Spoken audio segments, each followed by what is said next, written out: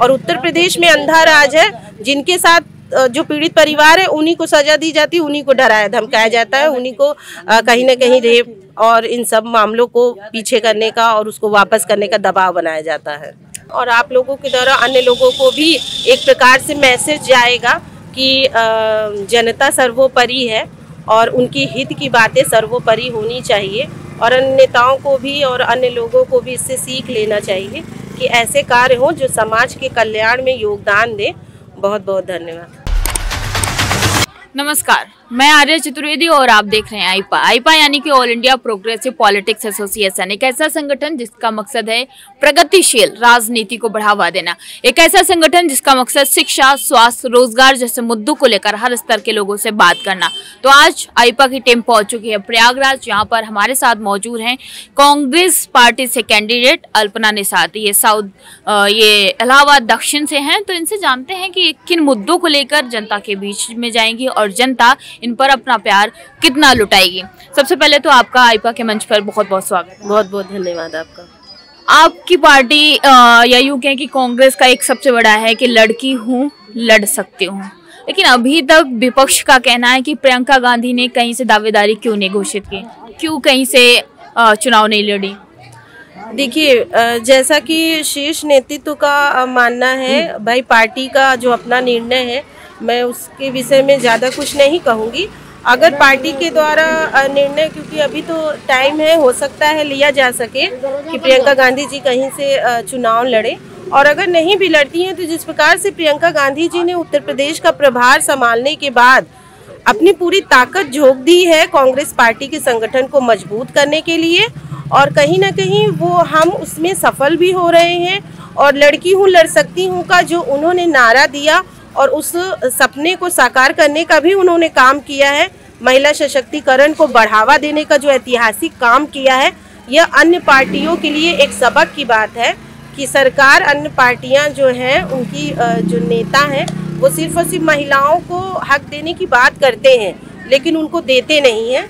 यह दुर्भाग्य है हमारे देश का, हमारे देश की राजनीति का। तो प्रियंका गांधी जी का मैं बहुत बहुत धन्यवाद देना चाहती हूँ, जिस प्रकार से राजनीति में उन्होंने महिलाओं की भागीदारी सुनिश्चित की है, वह कहीं न कहीं देश के विकास में भी बहुत बड़ा योगदान होगा। आपने बोला कि 40% महिलाओं को करवाना कहीं ना कहीं कांग्रेस की बड़ी जिम्मेदारी है, सफलता है, लेकिन विपक्ष का लगातार आरोप है कि भैया 70 साल से ये सारी चीजें याद क्यों नहीं आई। ये 40% वाला मामला, लड़की हूँ लड़ सकती हूँ, 70 साल राज करने के बाद ये चीजें कहाँ थी, अभी एकदम से चुनावी दौर में ये चीजें उभर के कैसे सामने आई। देखिए, ये बौखलाहट है अन्य पार्टियों के नेताओं की, क्योंकि वो देख रहे हैं कि लड़की हूँ लड़ सकती हूँ का जो एक आधार बन गया है और बहुत बड़े समर्थन के रूप में महिलाएं भागीदारी दे रही हैं कांग्रेस पार्टी में, और वो उनके लिए एक नींद उड़ाने वाला काम है।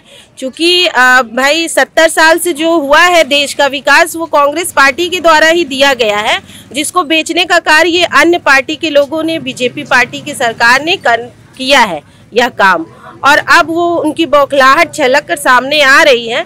और हम उत्तर प्रदेश में 2022 में लड़की हूँ लड़ सकती हूँ के आधार पर अधिक से अधिक संख्या में विधानसभा में आने वाले हैं और अपनी सरकार बनाने वाले हैं।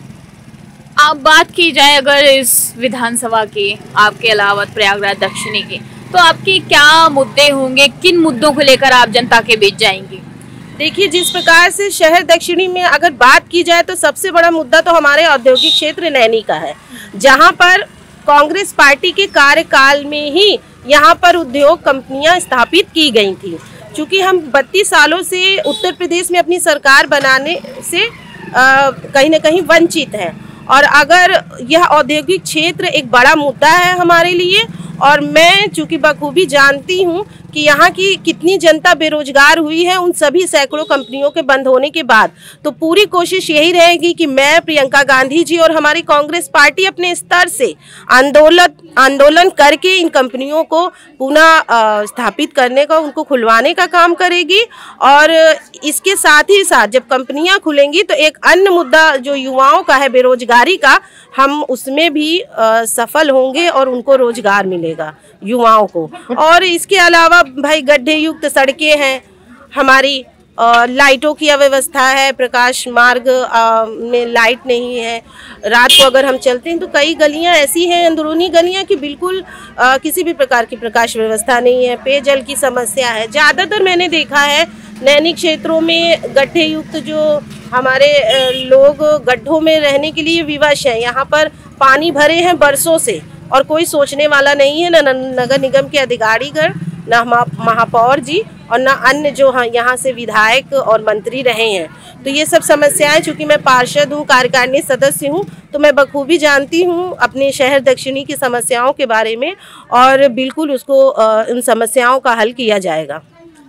चुनाव जैसे जैसे नज़दीक आते हैं तो हर पार्टी दावे करती है कि हम ये करवा देंगे, हम वो करवा देंगे, लेकिन चुनाव जैसे नज़दीक आते हैं तो कहीं ना कहीं वो एजेंडे जो होते हैं, वो मुद्दे होते हैं, भावनात्मक हो जाते हैं, जातिगत हो जाते हैं। तो कांग्रेस पार्टी कितने अपने मुद्दों पे कामयाब रहेगी और अगर आप जीतती हैं तो आप कितना जनता के हित में काम करेंगी?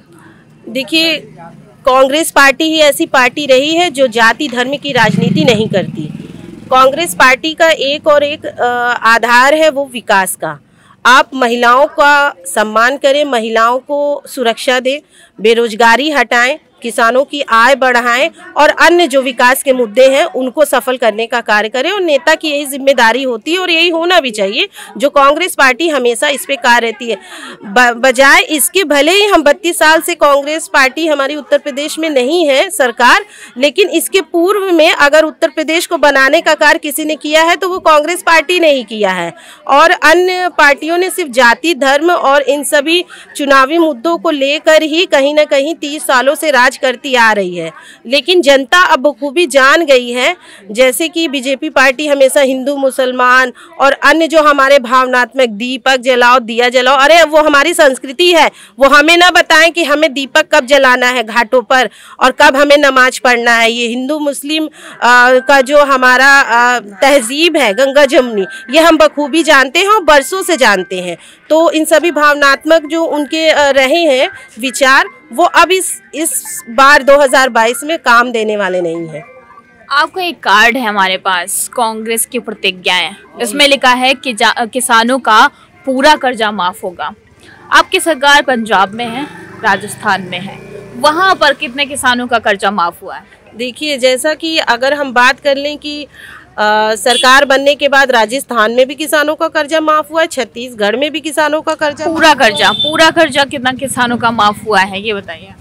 देखिए, पूरा कर्जा जो किसानों का है उतना तो नहीं है, लेकिन ये है कि पूरा कर्जा जो इसके पूर्व में भी जब भी सरकार हमारी बनी है अन्य राज्यों में, तो उन्होंने जो कहा है अपने मैनिफेस्टो में उसको पूर्ण करने का काम किया है। और यहाँ भी उत्तर प्रदेश में भी, चूंकि प्रियंका गांधी जी एक ऐसी सोच है जो वो कहती हैं उसको करती हैं, चाहे वो महिलाओं को आरक्षण देने की बात हो, उन्होंने चुनाव से पहले ही उसको पूरा किया है।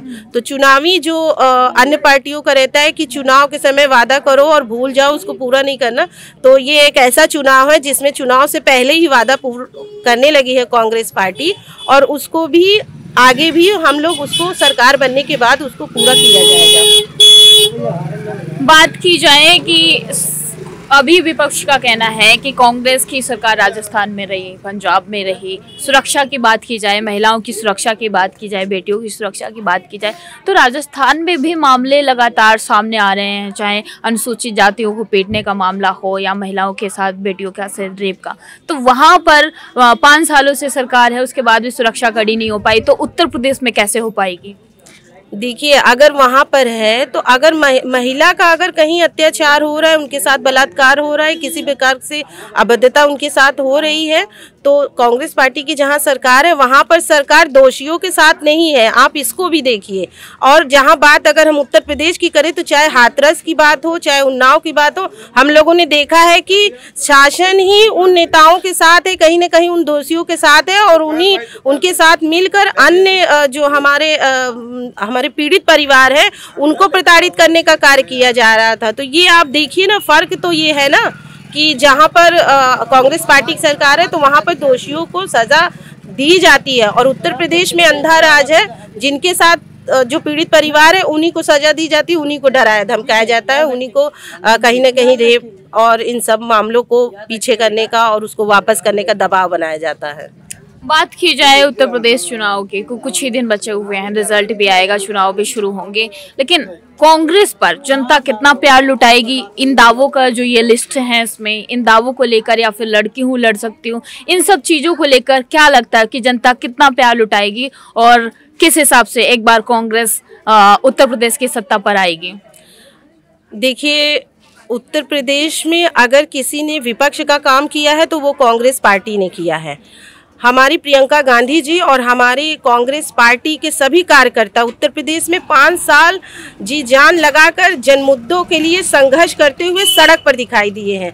और अन्य पार्टी, चाहे वो सपा की बात की जाए, बीजेपी की बात की जाए, कोई पार्टी का नेता सड़क पर नहीं दिखाई पड़े हैं उनको न्याय दिलाने के लिए। सिर्फ प्रियंका गांधी जी ऐसी रही हैं। चाहे हमने देखा भी है हाथरस, उन्नाव, लखीमपुर खीरी, तो ये सब ऐसी जन मुद्दे थे, लोगों को न्याय दिलाने की बात थी कि अन्य नेताओं को भी आगे आना था, क्योंकि अगर कोई नेता बनता है तो वो जनता से बनता है और जनता के हित की बात करना और उनके संघर्षों के लिए सड़क पर आना कोई शर्म की बात नहीं है। अगर आप शासन में भी हैं और किसी प्रकार की अव्यवस्था है और आप जनप्रतिनिधि हैं तो ये आपका कर्तव्य है कि आप आगे आएं और जनता को न्याय दिलाएं।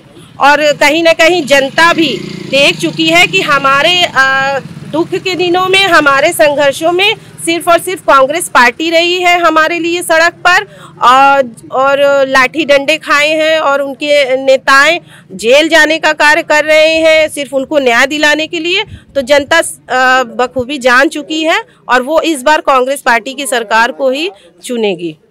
ऐसा भी आरोप लगाया जाता है कि जहां भी मामले होते हैं वहां पे प्रियंका गांधी, राहुल गांधी जी जाते हैं तो कहीं ना कहीं उन मामलों को भड़काने की कोशिश की जाती है। ऐसा विपक्ष का लगातार आरोप लगाते रहते हैं। देखिए, विपक्ष तो कुछ कर नहीं रही है। जनता ने उनको देश संभालने की जिम्मेदारी दे दी, प्रदेश संभालने की जिम्मेदारी दे दी, जबकि मैंने पहले भी कहा कि नेता का सबसे बड़ा धर्म पहले कुछ होना चाहिए तो वो जनहित के मुद्दे होने चाहिए, उनको न्याय दिलाने की बात होनी चाहिए, जो कि वो सत्ता पक्ष के बीजेपी पार्टी की सरकार बिल्कुल नहीं कर रही है। तो जनता देख रही है उनका ये जो भी रवैया है और बखूबी समझ चुकी है और कहीं ना कहीं जनता जवाब देने वाली है इस 2022 के विधानसभा चुनाव में और उनके घमंड और गुरूर को चूर करेगी। आईपा एक ऐसा मंच है जो प्रगतिशील राजनीति को बढ़ावा देता है, हर मुद्दे को लेकर हर स्तर के लोगों से बात करता है। आप इस मुहिम को कैसे देखती हैं?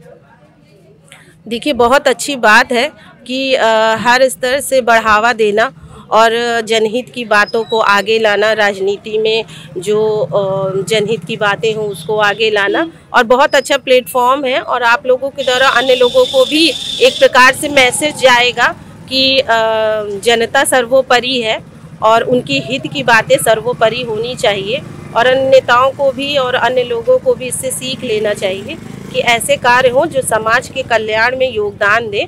बहुत बहुत धन्यवाद। आपने आईपा के मंच पर अपने विचार साझा किए, उसके लिए आपको धन्यवाद।